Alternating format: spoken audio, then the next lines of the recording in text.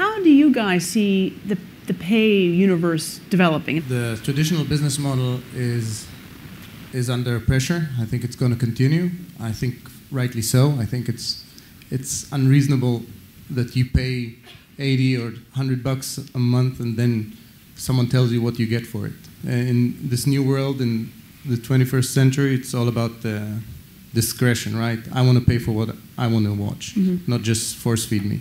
The flip side of it is that internet doesn't mean free. So they're going to evolve other business models, advertising, subscription, ESTs, all those which I don't think anyone figured it out yet.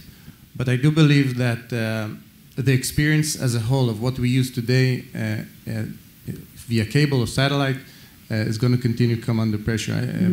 And you know, if you think about it, the question that everyone needs to think about, to ask himself is, if you had only $50 to spend, would you spend it on broadband or on cable? And I think everyone here would say broadband, right? Today we are at the point that we can't live without. So it's not reasonable that everything goes through our broadband connection, but for video, premium video, we need another pipe for that. Right. Lesley, give us your view, because I know you're coming from a slightly different part of the piece. What do you think? Do you think pay TV is dead, basically, and it's all going to be broadband? No, I think there might demand? be different people that are providing aggregated services. But, you know, I was at Sky News Corp for like 14 years, and every new provider came in and said, I want to do it a la carte, consumer's choice. But when actually you put that, one, you have to market it to the consumer, and secondly, you have to try and attract them to pay you, and you've got a number of companies all trying to do that.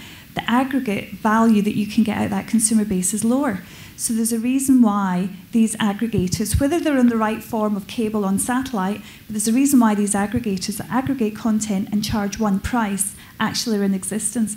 The content providers need money to make new content, and they're possibly not the right people to try and have direct relationships with in a volume basis to try and attract customers to pay them. And so I think the model, or the people that are, the companies that are aggregating, might change over time. But I think the aggregated content model will still exist. Shirlene, when you look at this, I mean, obviously, you know, you've got a proposition out there. Do you think people will turn off their Sky subscription and just have Yahoo TV? What do you think it's going to look like? Or do you think what Lesley said, you know, how do we get the money to the content providers? So I think, I mean, currently we're in a real sort of, it's a new world, right? And consumers are consuming content differently, and we need to be able to cater for that. Now, I'm not saying that the old models go away, but they do need to evolve to be able to deliver services for the new generation of content consumers. I think a lot of the pricing structures that we have can be maintained, whether they're by the same providers on the same platform, that remains to be seen. I think there's some challenges ahead, and everyone needs to bear in mind that we need to keep an eye on where the consumer is going. Vassilis, what about you? Is Samsung going to start, you know, helping support the content business, or are you basically trying to sell television sets? I'm a much simpler person, right? Coming from the consumer electronics. I think everything comes to demand, I guess, right? I mean, you have to ask yourselves how soon you will be the time where you go to Dixon's or to any retailer and ask for an internet-connected TV only, without the cable or satellite or terrestrial stuff tuner.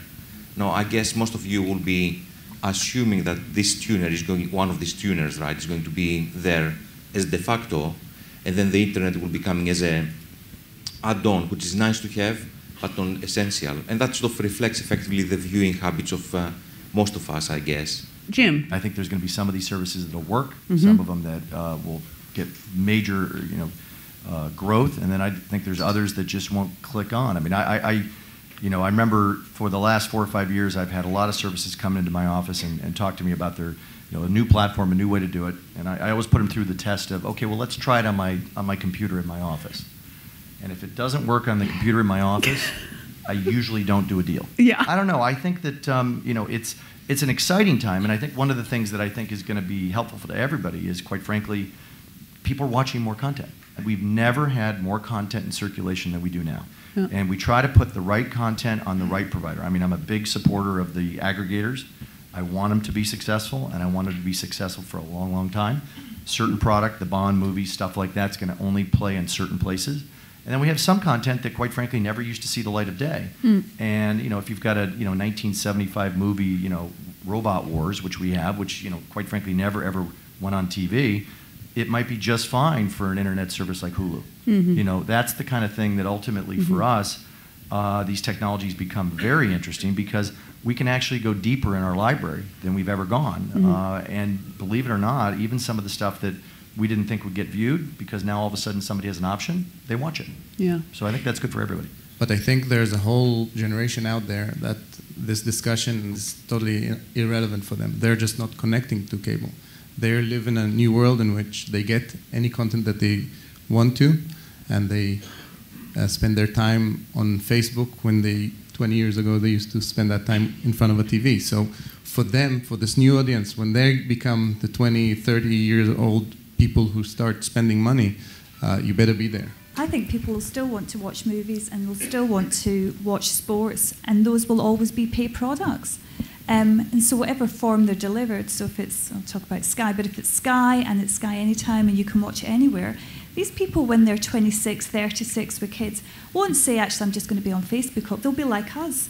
And they'll want to watch the sports game, they'll want to watch the movie, and those products are premium products. They'll never be given away for free. Again, no one Shirlene? said free. It's this leap that everyone thinks that the internet means free. I think it's on the contrary. The So spend will you'll pay increase. for it, It's yeah. just you'll pay for what you want, and It'll you be won't on be demand, force-fed. pay-per-view. When you do make it convenient for people to access content, and we work with one distribution partner, they have the TVs are all Wi-Fi enabled. They have a pull-out QWERTY keyboard on their remote.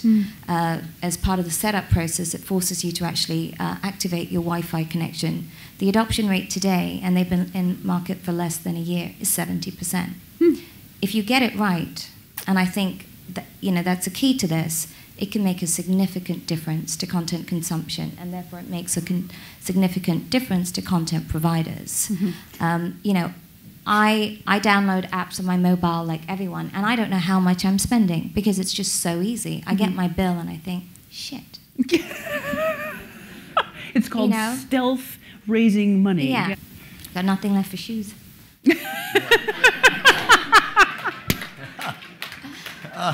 I think the one thing that is also going to be very interesting is how quick the successes, how big they will become and how quickly they will become big. I'm actually encouraged that technology and some of the interfaces and the work is going to provide some really big winners that are going to change the business.